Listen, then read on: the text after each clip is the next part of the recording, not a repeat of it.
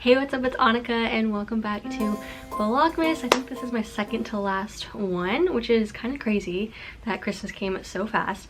But I wanted to step away from the traditional kind of Vlogmas for this video because I was just too excited to wait and I could not hold it any longer. So in this video, I will be giving a 2020 recap of my debt-free journey that I started in January of this year, which is wild to me. I can't believe it's already been 12 months. But there's actually so much that I've accomplished this year that I think I just kind of want to celebrate on here.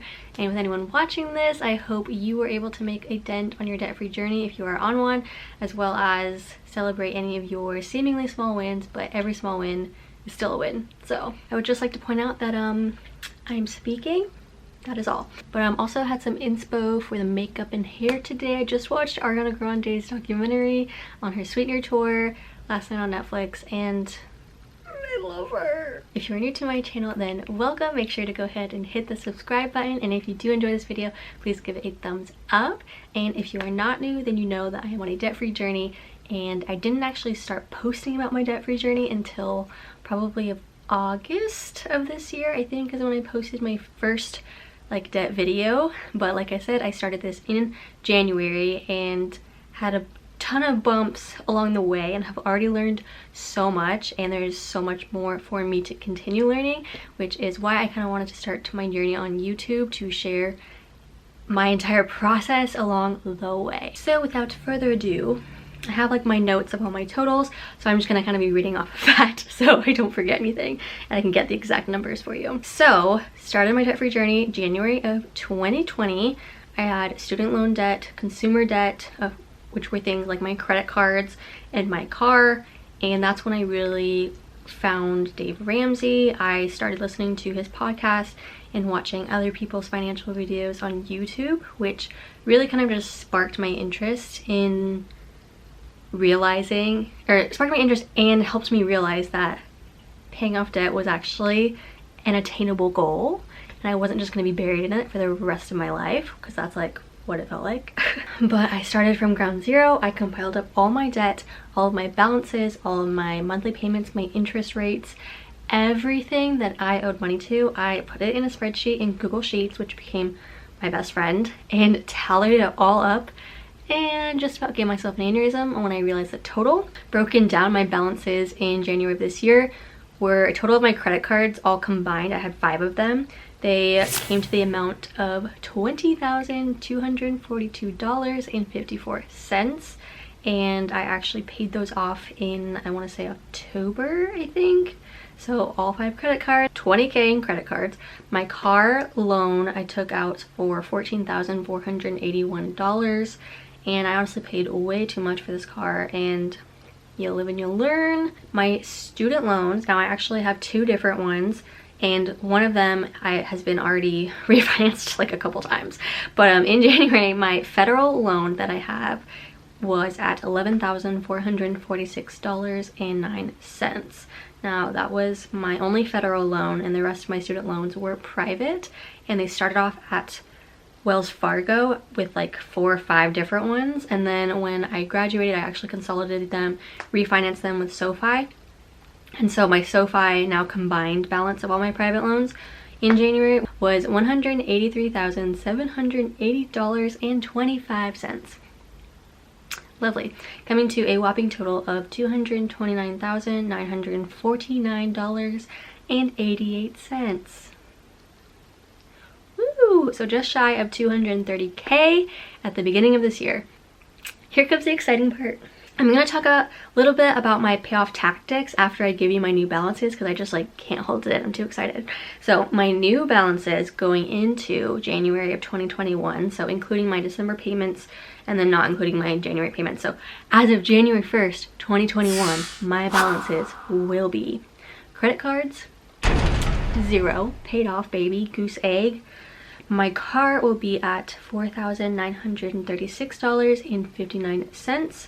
So we did some damage there.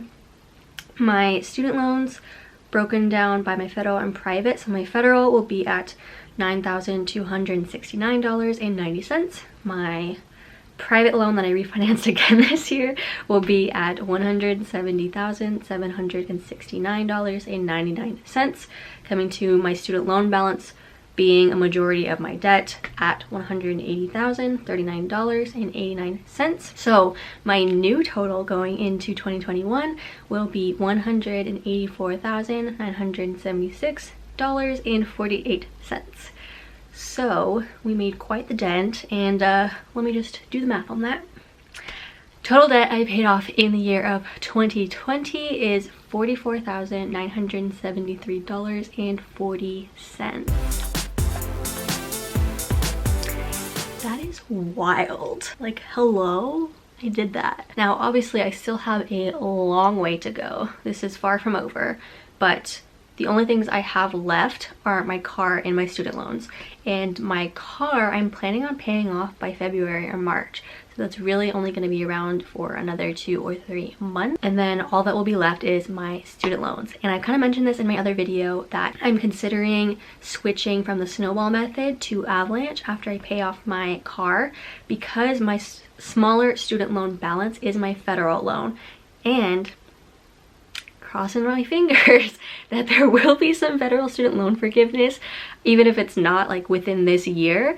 I can actually switch to avalanche, switching to my higher student loan balance and attacking that debt to bring that balance even smaller, so that even if we don't get student loan forgiveness for federal loans within like a year or 2, I'll still be attacking my large loan, and then maybe the other one will get forgiven. So crossing my fingers there, but that's something I am considering doing once my car is paid off, since I did start off with the snowball method to attack all of my credit cards. But I mentioned a couple of the tactics that I used, and to kind of just circle back to that, I did some balance transfers for my credit cards. Some balances I had Southwest Airlines, which is from Chase Bank, and the airline credit card interest rates are seriously ridiculous. I think it was at like 27% or something, and that card I had over a $10,000 balance on. So I definitely needed to do a balance transfer for that, because I was just never going to pay that off at that rate, and it was just making me lose my mind. So balance transfers were a huge savior this year,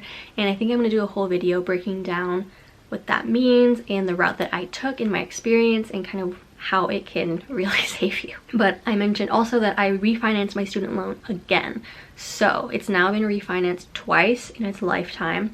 And I actually used Dave Ramsey's Splash Financial that he recommends using. I'll have to look back into what I did for that. But they found me the best rate with the best company, and then I refinanced with them and brought down my interest, I think at least 2%, which it doesn't sound like a lot, but it was very significant considering my balance was so high. And I also have a tracker that I plug in all of my balances and my monthly payments and my snowball and everything, and it tells me exactly the date when I will be paying each balance off, as well as how much interest I'm paying in total over the lifetime of my debt. So refinancing with that 2% difference in interest brought my interest payments that I would be paying over the lifetime of the loan like $20,000. Like, it was ridiculous. So, and now that I'm getting very aggressive with my loan payments, I'm just hoping that the number keeps going down. Something else that really helped me was budgeting. Like, that's just a given, that is the key to getting your finances together, is just knowing how much money you have and how much money is going where, and actually planning and thinking about where your money is actually going. I do have another budget with me video coming up for January of 2021, and I'm so excited about it. Putting budgets together, just like, it's like Christmas. It's just like my happy time, and I love planning and putting everything in their little sections. And yes, so I'm actually going to walk you through my entire budget for January, and you can follow along on what I do using the EveryDollar Budget app, which is free. Free is the magic word. Something that also will pretty obviously help significantly is extra income. So I picked up a few different side hustles this year. At the beginning of quarantine, I was very nervous about losing my job. Luckily, thankfully, I was able to keep my job this year, and I'm so immensely grateful. And because I freaked out about losing my job, I had applied to a couple other places as an instructor for tech camps that I used to work for, teaching children how to code. And they were doing a virtual camp this year and were needing instructors. So I'd actually taught in person for this camp in past years and they needed virtual instructors this year. So I signed up for that and that became my second job over the summer. And I was working like 75-hour weeks because I had my normal 9 to 5 and then I would log off of that, log on to my personal laptop and log on to Zoom meetings and then teach kids for like 4 hours. Sometimes it was like 5. But of course, if you're a teacher, you know that a lot more goes into it. You have to prep, you have to work on lessons. And for me, for that job, particular job, it wasn't too bad because lessons were pretty much created for you and a lot of the work, like there wasn't like grading or anything like that. But there you have it. That is my 2020 recap of my debt payoff journey. Like I said, I still have a while to go, but I will in fact be doing a separate video on debt payoff mistakes I made this year and things that I would do differently and kind of want to share so that other people can learn from them. And then I will also be doing another video on my 2021 financial goals because I feel like those are two very separate things. I almost combined them into this video, but I was like, no, that's just too much happening in one video. So make sure you subscribe to see those come out. And I mentioned this in I think my video I posted yesterday, but I received my first YouTube paycheck, so it's so exciting that I'm getting more of that kind of passive income and just share every step with you all. So I'm so grateful for that, grateful for you, and I can't wait to keep on learning and sharing everything that I learn. But basically I am so crazily proud of myself, and I think it's important to celebrate your small wins along the way because that will keep you so motivated, and it really helps me kind of documenting the process and then sharing it as I go along. So it's a win-win for everyone. But I hope you enjoyed this video. If you did, please give it a thumbs up. Don't forget to subscribe, and I'll see you in the next one. Bye.